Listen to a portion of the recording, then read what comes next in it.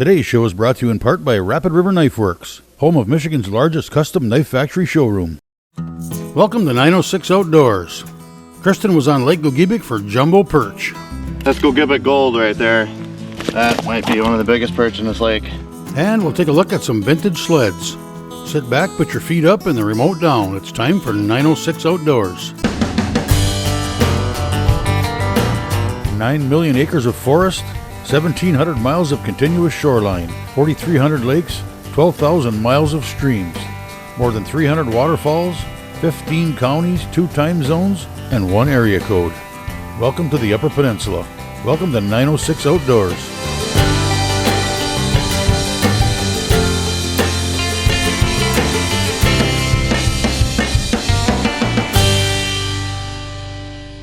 .906 Outdoors is brought to you by Cooking Wild Seasonings. Make it fresh, make it yours. Lake Gogebic, home of teeter pigs, hogs, whatever you want to call enormous lake perch. It's time to reel them in. I met up with guide Justin Sofa from Just Fish Guide Services at the Maple Ridge Motel and Gus's Bait Shop near Berkland. We got on the ice just before sunrise because you can't fish all day if you don't start in the morning.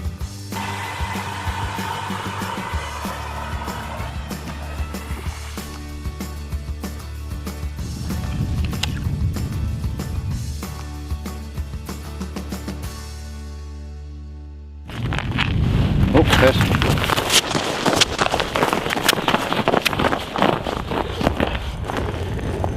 It's got some weight. So because of the depth we're fishing, we like to just kind of take our time, reel them up slow. As soon as you get the pressure will ruin up their insides. What do we got down there? Nice perch. Just a giant. That's what we're talking about, a nice Lake Gogebic teeter pig perch. It's not a lot of these like these in here. It's like trophy hunting. You know they're here, you know they're around, you just gotta sit around and wait for them. Just like a trophy buck. But yeah, this is what people come here for. Real nice looking perch. So it's real important, fish like this, you see the eggs. Usually the big females like that, we just try to hurry up and get them back right away so they can go and repopulate the water. Thank you. Nothing like getting a teeter pig on your first fish. I looked up and that fish was already starting to chew, but since that rod was so soft it didn't feel anything until I went over there and gave her the bacon. So what we have here on Lake Gogebic, we like to run what we call dead sticks. Generally what you want to find is a rod with a very soft tip on it. We're using a Tune Up Customs Inferno rod, ultralight. So when the fish grabs onto the line, they won't feel any resistance until they hit this spot right here. And to help us see, we're using a teeter pig spring bobber with a high vis ball on the end of it. So what we like to do is, wigglers are the main forage for the perch here. So we'll just take one. We like to run 2 jigs on a line.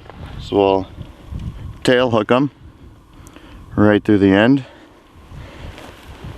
And then we'll grab one more and we'll tail hook this guy as well. Sometimes the perch are a little bit more aggressive and they like to cruise higher up off the bottom, so that's where that second wiggler will help trip them. And we set them down. So right now we're in 27 feet of water. What we'll like to do is set it between 25 feet, so about 2 feet off the bottom. That way when those perch are cruising around, they're going to see that wiggler and they'll come up and hopefully smack it. And it's a little bit chilly here today, below freezing anyways. We like to just throw a hole cover over it to help keep that hole from freezing up on us. Those perch bite really light, so if you get ice in the hole, you want that line to be able to flow through real nice and easy so you can detect the bites.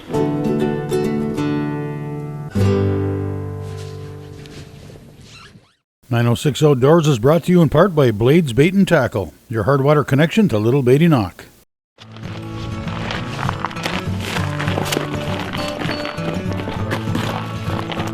Another big one. So this one hit really light. You just saw that spring bobber kind of flip down a little bit. Just as we were about to turn our backs on it.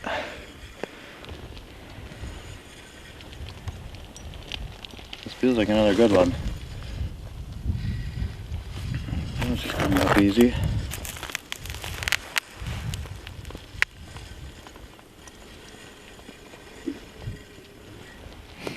Oh, another monster. That might be one of the biggest perch in this lake. That is that's Gogebic gold right there. Another really big fish. So that's not a bad start today. It's a real long one. Like I said, it's real important to get these big girls back in the water right away so they have a better chance to survive. There's definitely upper 14s, possibly in that 15 range. I know a lot of people ask how long they are. We've measured hundreds of them, so we just kind of eyeball them now. Let's see if these fish give us a minute, get some heat.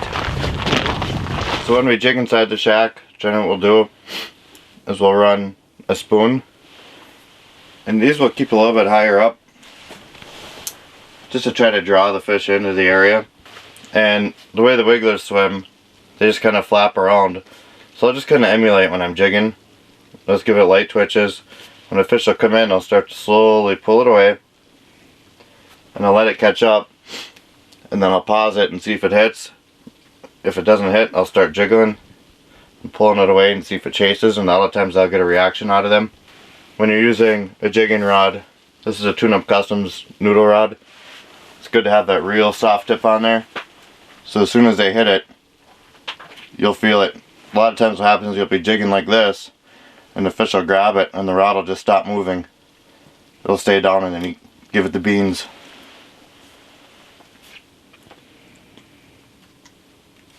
So when we set up our units, we'll zoom on the bottom half of the screen, since these fish almost always come up off the bottom. So anytime you see marks up higher like this, that's usually a school of Cisco swimming through. We usually just leave them ones alone unless people feel like smoking them or whatever. You can reel up and get a good chance of catching them.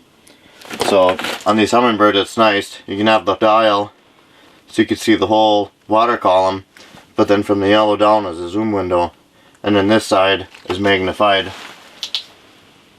on the bottom few feet of the water column as well. Maybe we'll get a double. And he smacked it. He did. Here he comes. He was on his way back up. We didn't have much action at first while jigging in the shack, marking fish, but not many were taking the bait, and you could tell we were getting a little shack happy in there. Would that be something if He's you, on there. you caught a fish backwards with your mitten? Makes for good TV. Yep. That's how we do it up here. Finally, the guys got a few to bite.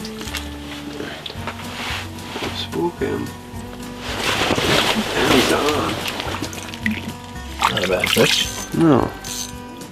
Cool. Good eater if we're gonna keep fish, but they get a free pass today. Yeah.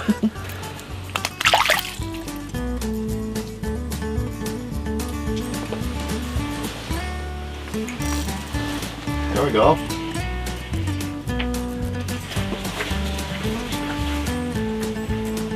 Little guy?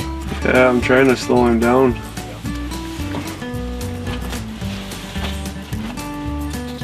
I like to call a little starter fish. And you got him.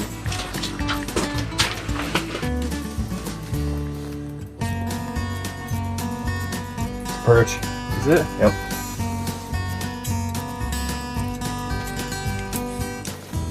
Nothing wrong with jigging them up, right? Right.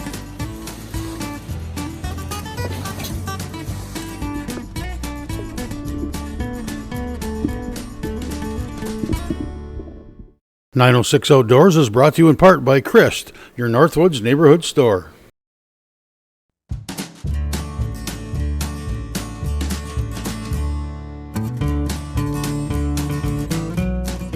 While Justin and I were walking back from a missed dead stick outside, because you can't catch them all, Tyler was busy catching hogs in the shack. That is a tank. That's what it's all about right there. Barely got to your rod too. I seen her moving up to it and I was walking over and she pulled it right in the water. A big part for finding where these fish are is finding active wiggler beds. So you'll see some of the fish. This area in particular we came out, we started fishing, ended up getting some fish and they were actively feeding. So when we pulled them up, they actually had mouthfuls of wigglers that they had just eaten. Some of them were still wiggling around even. So we knew that we were near a real good wiggler bed. So what generally happens is this will stay good for a few weeks. The wiggler bed will dry up. They'll pick up most of the wigglers out of it or bloodworms, whatever they're eating, and then they just kind of move on. So we will do the same. We usually pack up and start going on more recon missions to find the active wiggler beds. I always like catching them when they're jigging, when the fish are aggressive. The days where they like to jig are a lot more fun. You're not running after stuff, and it's kind of nice getting them, doing it yourself, you know, getting the cadence right and making those fish eat. This is my first year full-time guiding. I've been fishing this lake for 10 years, but I finally started guiding. I did some here and there at the end of last year, guided all summer long, open water, and then this is my first full winter of having it as a full-time job. It's been pretty good. Enjoy meeting a lot of new people, hear their stories, sharing fish stories, and Tyler and I, who works with me, and Casey as well, works with me on the weekends. We enjoy watching other people catch big fish. The excitement they get when they see that big perch come up through the hole, and the smiles on their faces, that's what does it for us.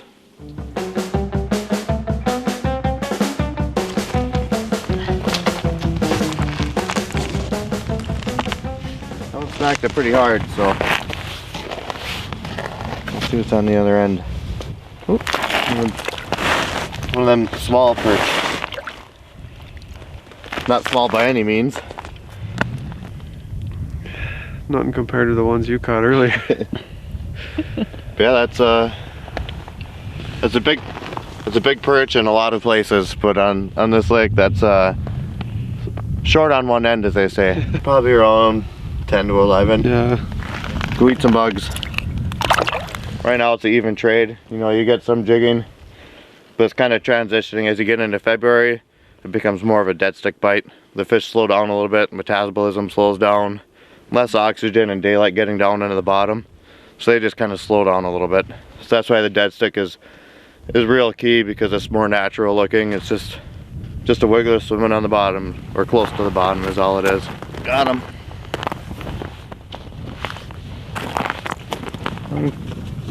Seems like he's gonna be a little bit on the light side.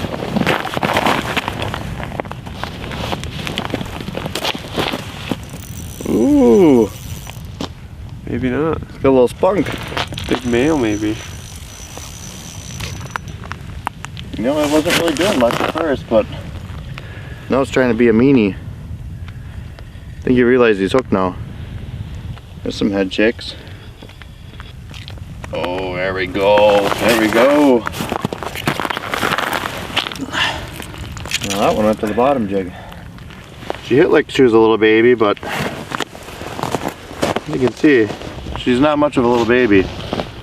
Not the biggest one we've got today, but definitely one of those nice Lake Gogebic females. Thank you. Enjoy the rest of your day.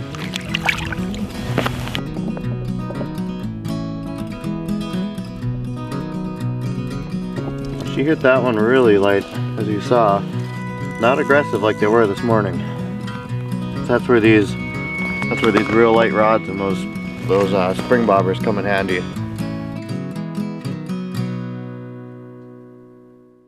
.906 Outdoors is brought to you by Race Driven, your source for premier power sports products.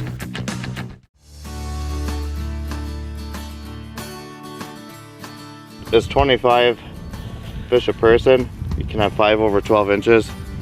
A lot of people that will book trips with me, you know, they ask, you know, is are you gonna get your 25 fish? And the answer to that is pretty rare. It's a special day if you get more than 25 fish a guy. It's a trophy lake is what it is. You get a lot of those 13 plus inch perch.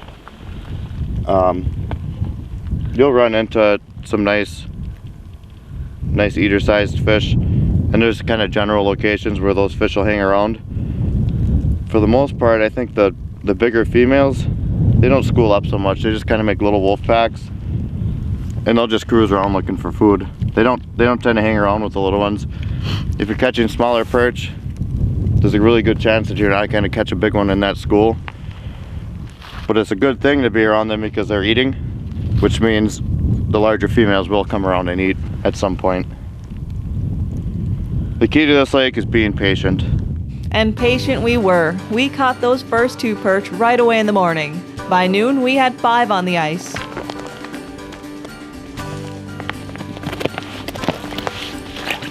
Well, that's giving up easy. Felt good on the hook set. Nice nail, maybe.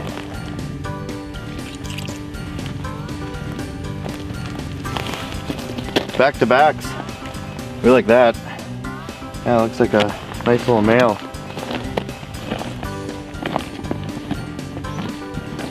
Thanks, buddy. Good one.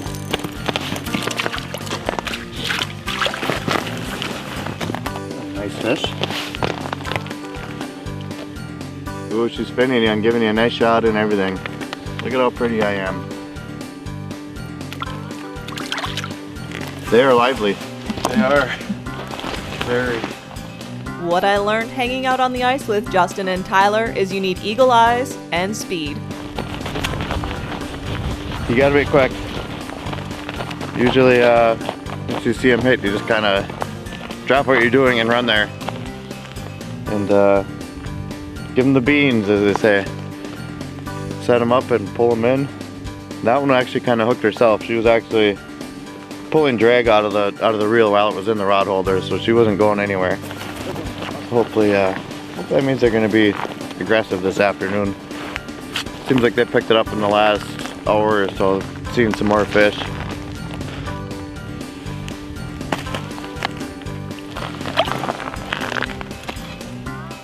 Ooh, there we go.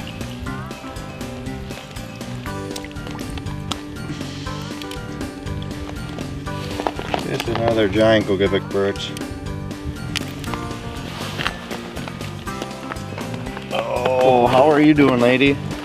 You come here often?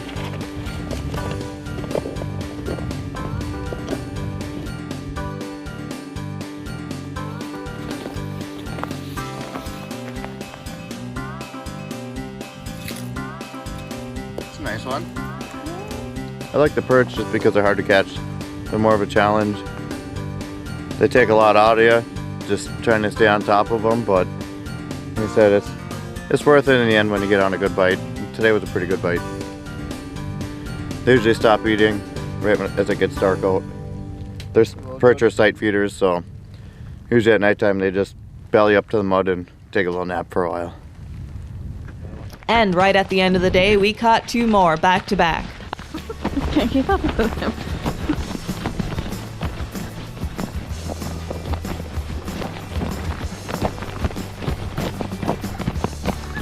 I had to chase Justin with 2 cameras in hand to that last one, which he let me reel in. It's a nice one.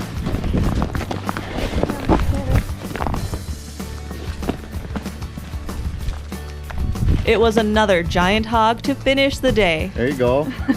My first teeter pig. There we go. Nice old Lake Gogebic teeter pig. Woo! From sunrise to sunset, we caught a total of 16 perch. It was a great day fishing on Lake Gogebic.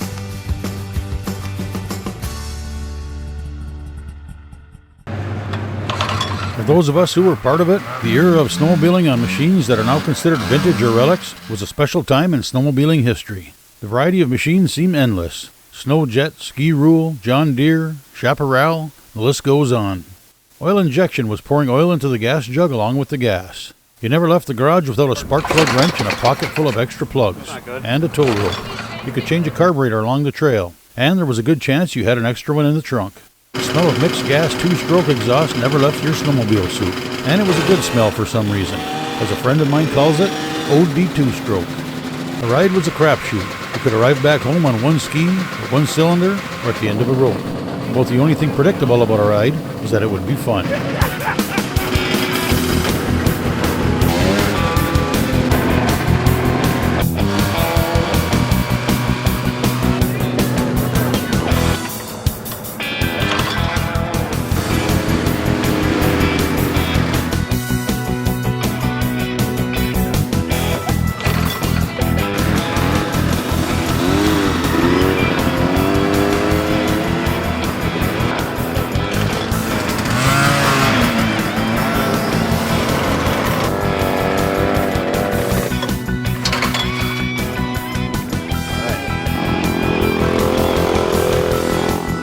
I had a ski whiz growing up. That's how I got into it, you know. And you know, I own like maybe 140 some of them. We just picked another one up, and it's probably the nicest one I got. I always tell my wife that, you know.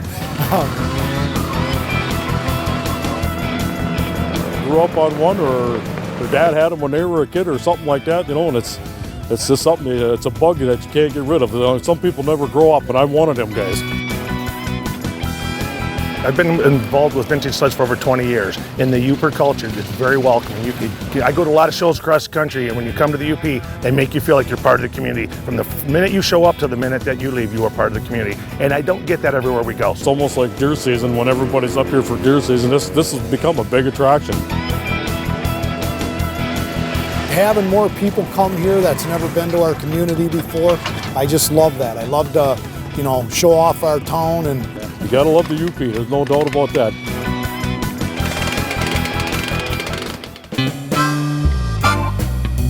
Feel free to join us on Facebook or visit us at 906outdoors.com. And while you're there, be sure to sign up to get on the 906 Outdoors email list. Thanks for watching, and we invite you to join us next week for another adventure right here on 906 Outdoors.